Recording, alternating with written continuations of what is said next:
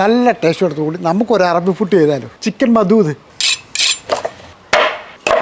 ഒരു കോഴിയുടെ 4 പീസാണ് നമ്മൾ എടുക്കുന്നത്. അപ്പം നന്നായിട്ട് കഴുകിയതിന് ശേഷം ഇതേപോലെ കിഴുത്ത പാത്രത്തിനകത്തിട്ടുള്ള നമുക്ക് പണി തുടങ്ങിയേക്കാം. ഒരു പാത്രം അങ്ങോട്ട് വെക്കാം. ഒരു 3 ടീസ്പൂൺ നെയ്യ് അങ്ങോട്ട് ഒഴിച്ചു കൊടുക്കാം. ഒരു 5 ഏലയ്ക്ക, ഗ്രാമ്പു, തക്കോല, കറുവാപ്പട്ട, ബേലീഫ്, ഉണക്കനാരങ്ങ, കുരുമുളക്. മീഡിയം രീതിയിൽ 4 സവോള, ഒരു 10-20 വെളുത്തുള്ളി, ഒരു കഷ്ണം ഇഞ്ചി ചതച്ചത്, ഒരു 4 പച്ചമുളക് ഒന്ന് ചതച്ചെടുത്താണ് ഞാൻ തക്കാളിയും കൂടി ഇതിൻ്റെ കൂട്ടത്തിൽ ഇട്ട് കൊടുക്കുക.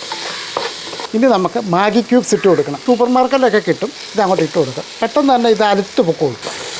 വലിയ 2 ക്യാപ്സിക്ക അതുകൂടെ അങ്ങോട്ട് ഇട്ട് കൊടുക്കുക. നന്നായിട്ട് മിക്സ് ചെയ്തെടുക്കുക. ഇപ്പം നമുക്ക് അറബിക് മസാല ഇല്ലാത്തതുകൊണ്ട് നമ്മുടെ മസാല തന്നെ അങ്ങോട്ട് ചേർക്കുക. ഇപ്പോൾ ഒരു 1.5 ടീസ്പൂൺ അളവിൽ വില്ലേജ് സ്പൈസസിൻ്റെ മസാല തന്നെ ചേർക്കുകയാണ്. റെഡിയാക്കി വെച്ചിരിക്കുന്ന നമ്മുടെ ചിക്കൻ അങ്ങോട്ട് കറക്കി അങ്ങോട്ട് ഇടാം. ഇതിനാവശ്യമുള്ള ഉപ്പ് പൊടിയും കൂടി ഇട്ട് കൊടുക്കുക.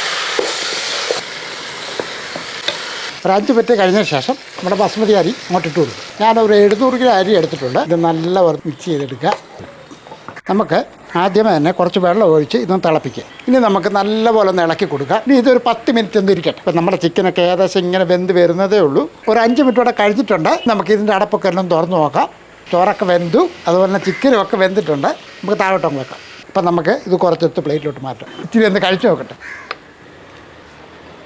അതുപോലെ ടേസ്റ്റാണ്. നല്ല ടേസ്റ്റി ആയിട്ടുള്ള ഒരു ചോറാണ്. എപ്പോഴും ഹോട്ടലും റെസ്റ്റോറൻറ്റും പോകാതെ വീട്ടിലും വല്ലപ്പോഴും ചെയ്ത് കൊടുക്കും.